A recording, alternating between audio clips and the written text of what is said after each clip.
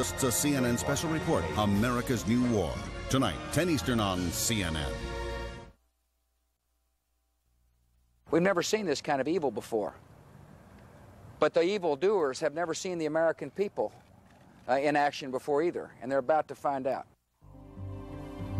Tonight, in the midst of prayerful remembrances, Americans prepare for a long, hard fight. Next, on Larry King Live.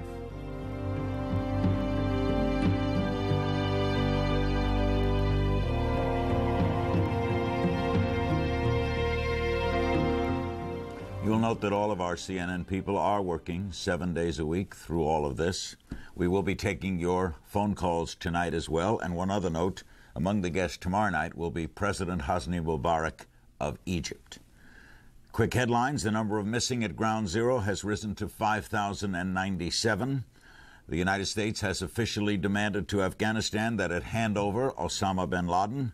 And all eyes are on Wall Street as it prepares to reopen tomorrow.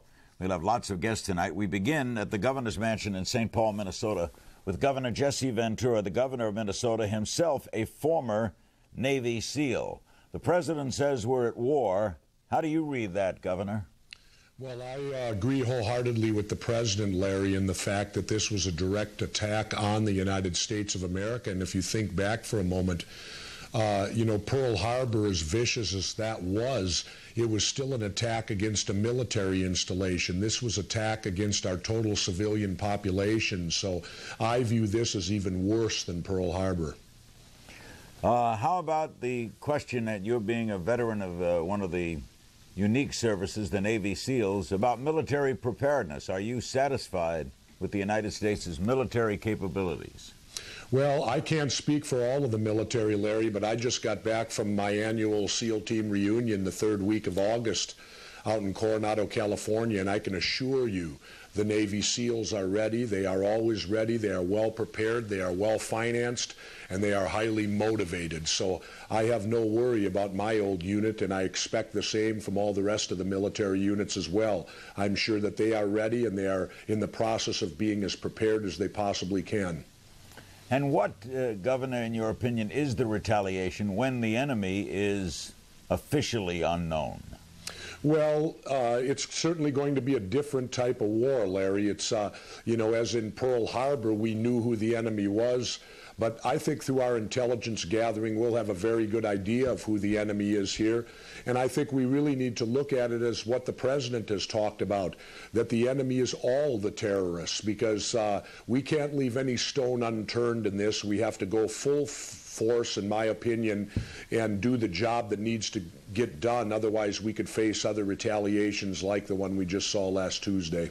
So therefore, a lot of intelligence work on America's part and a lot of patience required of his citizenry. Exactly. We want to know who we're going after, and it's going to require intelligence on the part of all of our allies, because the unique thing I saw about this wasn't an attack just on the United States of America. If you look at the casualty list, you see triple-digit casualties from multiple number of countries throughout the world. This was an attack on the entire free world, and we must respond accordingly with a full-force effort from all of the free world as our allies standing as one. Now, despite the increased obvious amount of patriotism, we're told that there has not been any great rush of enlistments in the armed forces. Does that surprise you? Well, I don't know. The word that I got on talk radio here was that a lot of the Vietnam veterans were calling up to see if they could re-enlist, and I believe it's a case for many of the Vietnam veterans.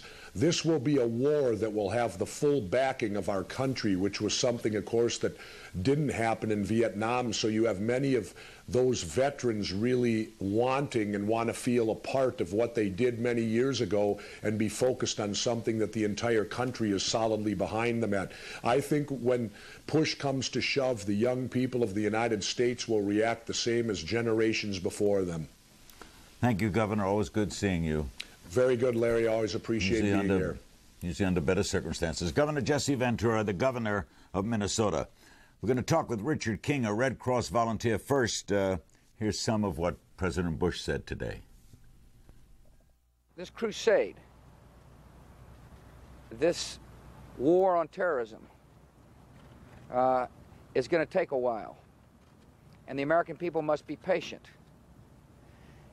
I'm going to be patient, but I can assure the American people I am determined.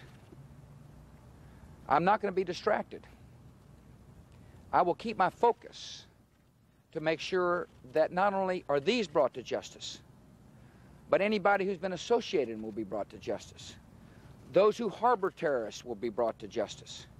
It is time for us to win the first war of the 21st century decisively, so that our children and our grandchildren can live peacefully into the 21st century. I'm going to spend some moments now with Richard King, a Red Cross volunteer who's been there since last Wednesday, the day after all this happened. He's been dealing with workers coming out of all the rubble right at Ground Zero. Richard, what do you do normally in life?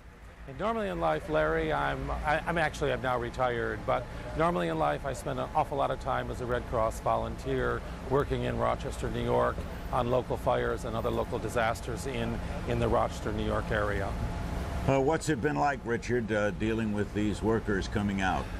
It's been depressing, Larry, to say the least, yet I really feel that we've helped them a lot. When a worker comes out from being in what I define as being the hole, and they come back out of there after they've done their job, they're distraught. They need a shoulder to cry on in many cases. I found myself here the first night, and I'm not a mental health worker, but I found myself here the first night with a number of individuals doing that very thing, crying on my shoulders, telling me stories that would be unbelievable. They were to me at the time, but this one individual said to me, I don't know how much longer I can do this because I'm so sick of finding a body part here and a body part there. We talked for a long time. He continued to cry on my shoulder, but when we were finished, he said to me, thank you, and thank the Red Cross for being here and helping us, because if you hadn't done that, I'm not sure I could have ever gone back in there. I know I need to, because there are people that need me in there. This is obviously when they thought that they were going to bring more out. Richard, are you trained psychologically to deal with this? I'm not a mental health worker. I do not have a degree in that field at all, but I'm a human services person and have been for 35 years, and I've always dealt with people. I'm a compassionate person, and one that I'm a volunteer because I want to help people who are in trouble. Normally, how long are you going to stay? I will stay as long as it takes, Larry. I salute you, Richard. Thank you. Richard King, who has he's a volunteer for the Red Cross, been there since Wednesday, says he'll stay as long as it takes, and he has to greet the people coming out telling him horrific stories. Let's bring in 4 distinguished members of the United States Senate now on this nightly special edition of Larry King Live. They are in Washington, Senator Richard Shelby, Republican of Alabama, Vice Chairman of the Select Committee on Intelligence. In Boston, Senator John Kerry, Democrat of Massachusetts, a member of the Foreign Relations Committee. In Washington, Senator Richard Lugar, Republican of Indiana, member of Foreign Relations and a member of the Select Committee on Intelligence. And in New York, Senator Charles Schumer, Democrat of New York. Let's start with Senator Schumer. What's the latest from your city, Senator? The total of those missing keeps going up. Yeah, the total goes up, and you know, every 6 hours, just about every New Yorker hears of something. I'd been so busy, I hadn't been back to the neighborhood in which I live until yesterday, and I heard that our local school, 5 children now have a parent, and in one case, both parents missing. Our local firehouse has 11 of its people missing. And so it's tough, but at the same time today I began to see New Yorkers really bouncing back, and New Yorkers are resilient, and we are going to bounce back. But it is a long, hard slog. Senator Shelby, you're Vice Chairman of the Select Committee on Intelligence. Intelligence needs a lot of work, does it not? Absolutely. Intelligence, which is information, is going to be the key to our fight against terrorism. And there are many problems out there. There are a lot of good people in our intelligence agencies.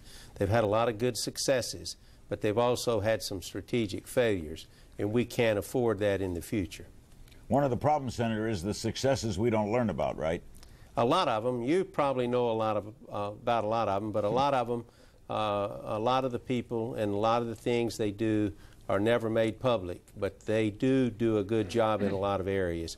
But if we're going to win this war, and it's going to be protracted, the front line is information intelligence.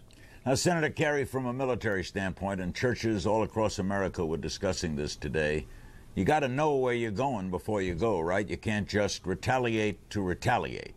Absolutely not. And I was struck today by the administration's voices that were speaking out today after the meeting at Camp David. I think it's clear, especially in the comments of Secretary Rumsfeld and Vice President Cheney, that the administration understands that the purpose of this is to make the United States more secure, while simultaneously living up to the special values that define our nation and that make us different from other countries.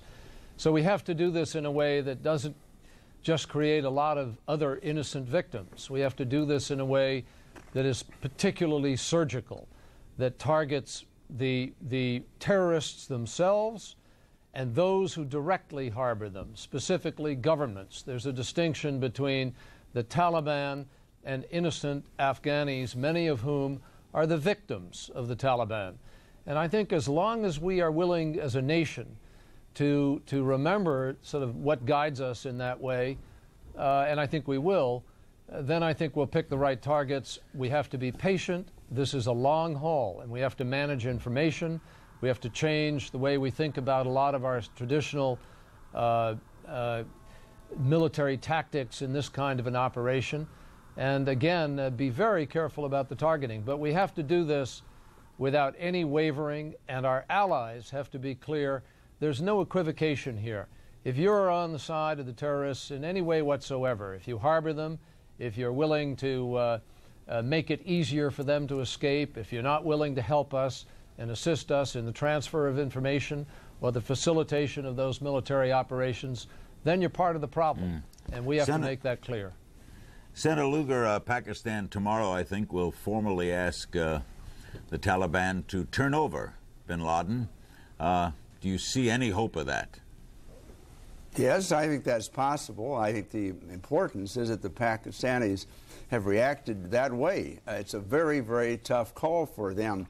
But I think it's emblematic of the fact that nations all over the world, those that surround Afghanistan, but our NATO allies, even Russia and China, see a coincidence with us in the need to fight terrorism. This is an opportunity for American leadership in a grand strategy which encircles the terrorists.